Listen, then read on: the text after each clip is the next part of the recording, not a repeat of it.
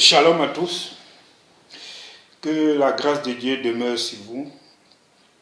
Je suis l'évangéliste Fernando Tchétois, Grâce et Vérité Ministry. Aujourd'hui, je veux partager un court passage avec toi. Ce passage, c'est Jean 3, verset 36. Ce passage dit vraiment, nous révèle quelque chose de merveilleux que nous avons reçu en acceptant Jésus. Et si nous comprenons cela, nous pouvons aider d'autres personnes à recevoir Jésus.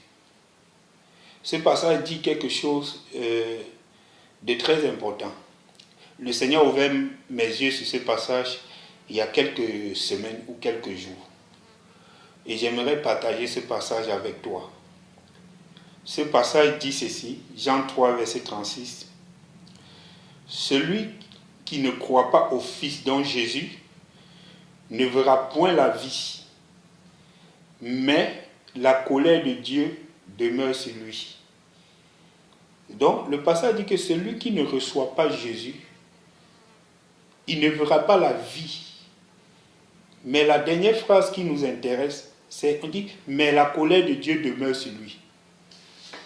Donc, ça veut dire que quiconque n'a pas encore reçu Jésus, la colère de Dieu demeure sur lui. C'est la Bible qui dit. Donc, la chute de l'homme a attiré la colère de Dieu sur l'homme. Et lorsque nous lisons la Bible, nous voyons un peu comment la colère de Dieu se manifeste, par exemple, au temps de Noé. Comment la colère de Dieu s'est déchaînée par le déluge et a ravagé toute l'humanité au temps de Noé, ces 8 personnes, Noé et sa famille, que Dieu a épargné. Ils ont trouvé grâce devant Dieu. Comme toi et moi qui avons accepté Jésus, nous avons trouvé grâce devant Dieu. Et comme nous avons trouvé grâce devant Dieu, la colère de Dieu ne demeure plus sur nous. Frère, le monde aujourd'hui est en train d'aller dans sa dernière phase. Que ce soit dans le monde, que ce soit dans l'église, on voit les scandales partout. Et ces scandales nous montrent que Jésus est à la porte.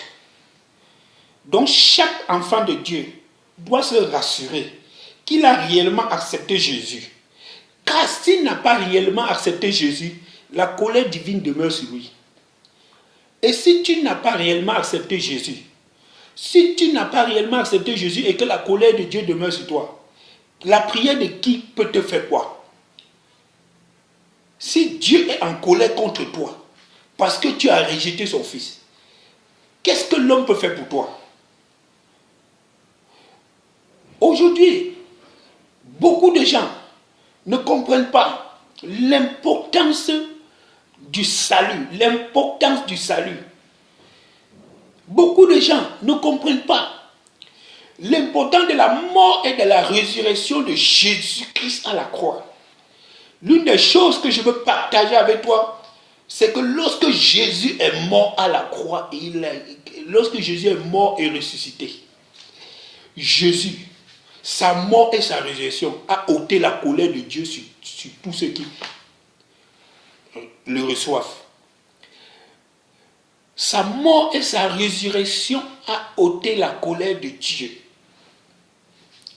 C'est pourquoi le texte dit, celui qui croit au Fils. Donc lorsque tu crois au Fils, Dieu n'est plus en colère contre toi. Mais lorsque tu ne crois pas au Fils, la colère de Dieu est sur toi. Et Jésus nous a dit qu'au temps de Noé, les gens vivaient, ils mariaient leurs femmes, ils vivaient comme nous vivons aujourd'hui. Noé prêchait, on leur disait non, ils s'en foutaient. Mais le déluge est venu. Et ce monde ne doit pas continuer comme ça. Le Seigneur est à la porte. La trompette peut sonner même pendant que je suis en train de te parler.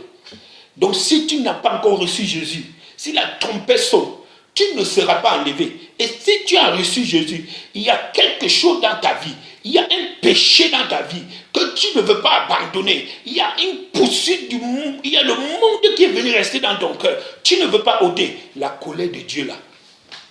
demeure encore sur toi.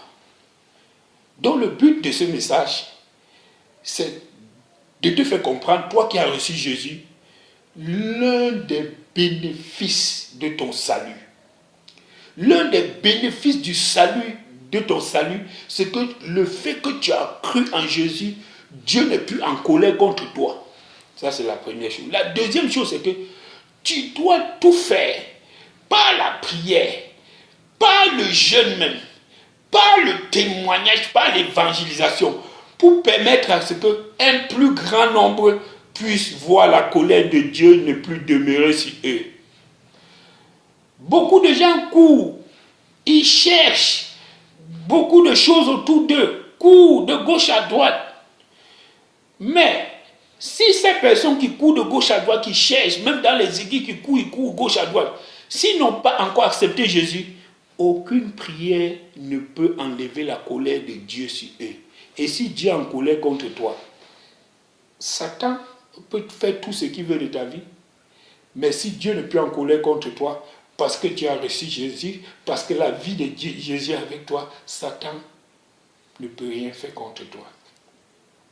Regardez un peu ce passage pour comprendre que Dieu a aussi Dieu, il a une colère, mais Dieu est amour.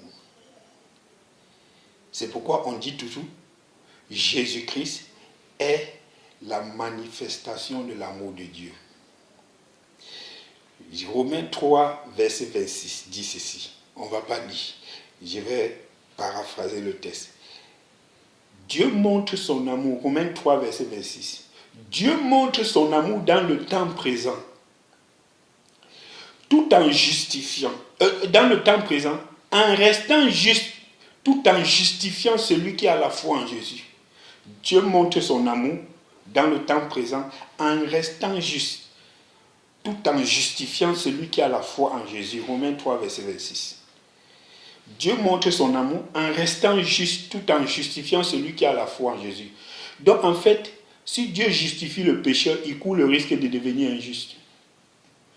Mais Dieu a trouvé le moyen de justifier un pécheur tout en restant juste. Tout ce qu'il demande, c'est que le pécheur mette sa foi en Jésus-Christ, le juste. Donc moi, pécheur, pour que je sois juste, je n'ai pas besoin de faire quoi que ce soit. J'ai besoin de mettre ma foi en Jésus-Christ. Et maintenant, le Dieu de justice me justifie à cause de ma foi. Mais si je refuse, je dis non, je peux par un autre moyen accéder à la justice de Dieu, je ne parviendrai pas et la colère de Dieu demeurera sur moi.